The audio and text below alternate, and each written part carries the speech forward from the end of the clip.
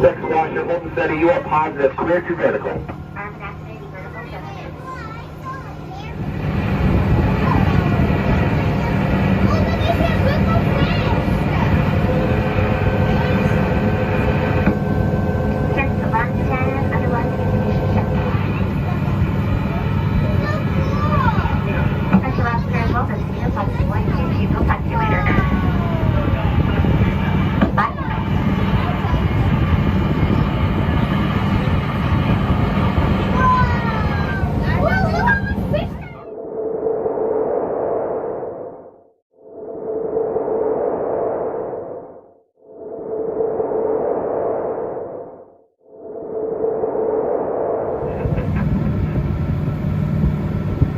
Alright, so there's estimated 680 different species here in the islands.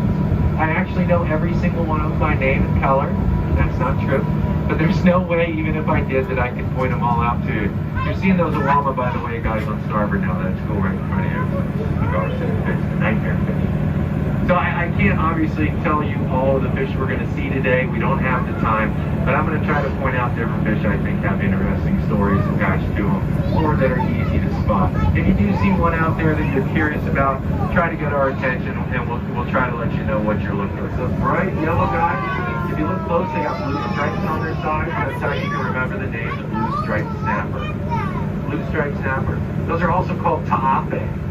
Those are ta'ape. And you can tell if you know anything about the language here in Hawaii that those are not from Hawaii. There's 13 letters in the Hawaiian language, and T is not one of them. So that's an invasive species, those ta'ape. That's our fault they're here, though. Some scientists thought it'd be a good idea to bring that fish to Hawaii back in 1958. That's the year before we became a state. Fish-like shape. And you see how many of those are down here. They've really spread. Those AC vents are nice, huh? So this stuff's pretty unique. Most people don't realize these corals are three things all at once. They're actually an animal and a plant and a mineral all at the same time. So what you're seeing through the viewports for the most part is the mineral. The mineral is what we call calcium carbonate. They have what we call a symbiotic relationship. Those two need each other to survive. They're inside that shell exchanging gases and nutrients. So the plant portion is on the belly, needs sunlight to survive. Just like plants on the surface, it uses sunlight to process sugars into food. So after 80 feet, the sunlight's too filtered out and the coral disappears. You won't see it. That's one of the ways the pilot knows where they are.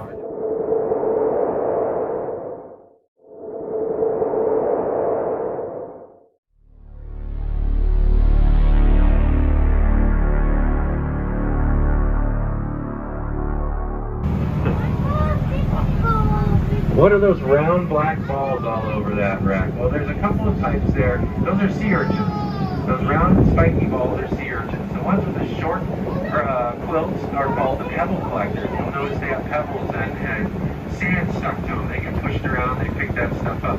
The long spine ones are called the long spine sea urchin. Those ones are nasty. They're not poisonous, but those spines are very, very sharp. There's a big group of those raccoon butterflies right in front of you. Those are easy to remember the name of. That face. So those long spines on those long spines here, they're very sharp, not poisonous. They definitely don't want to step on them or try to pick one of those up. They'll go right into you. They're made out of the same thing that coral's made of, calcium carbonate. So they're very brittle. You can't pull them out with tweezers, they'll just break up. If you ever do get that and you want to deal with it, you soak your hand or foot in vinegar for about 2 hours to overnight, and that'll soften the spines up, and your body will usually just absorb them. Put one of those in these days. We used to drop them just about everywhere out here. Just drop heavy stuff on the bottom with a rope on it. Well, now they want to make sure you're not damaging coral, so they make sure you put that stuff on sand. This coral's slow growing out here, about a quarter inch or less a year this stuff grows, so they really don't want any damage. So lots and lots of permits to get to put one of those in, all kinds of inspections.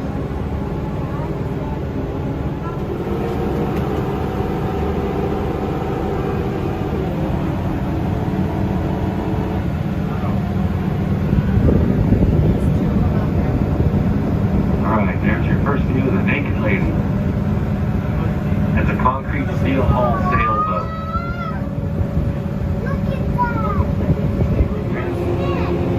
Apparently that was brought here by a couple from Alaska, by the way. They sailed it all the way here from Alaska. They were planning on retiring aboard that boat. They were going to live on that boat here in the island. Well, they developed a bug problem during that long voyage. The husband had flown back to Alaska to get a few more supplies, and the wife decided to deal with the bugs. Mostly cauliflower corals. Those guys survive a little bit deeper than a lot of the other corals. They're attached to the rigging on that wreck. Well, just a second here, guys. We're going to be touching down. That's going to be basically it for the tour. I'm going to recommend taking a look at the depth gauge when we do touch down. That'll probably be the deepest we get. It's safe for us to touch down. Don't worry when you feel a bump. We do have skids, like a helicopter on the bottom of the submersible. Give it a little bump. Grab that shot, and remember when we're down there, think about this. That's probably the deepest conversation you've ever had in your life, man. And then we're going to listen in. Our pilot's going to tell the surface we're coming on up, and I'll explain what you're hearing when that's going on as well, because that's kind of interesting.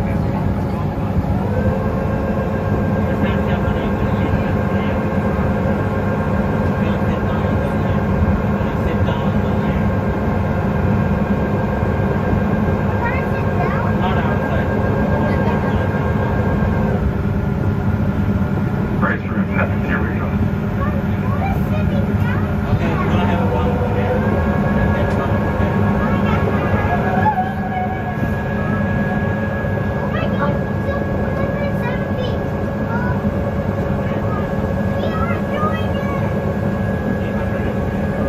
Alright, there we go. What is that? 110 feet, guys. 110 feet.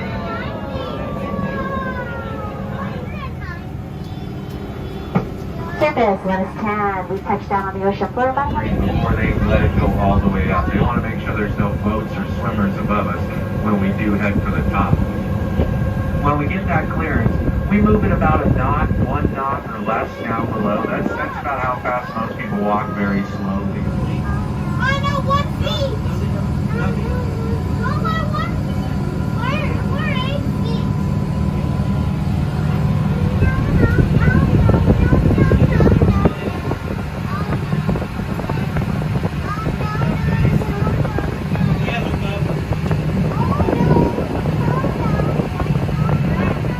Alright guys, we're at the surface. There, see, you can see those big twin screws going in position. That's how you can see.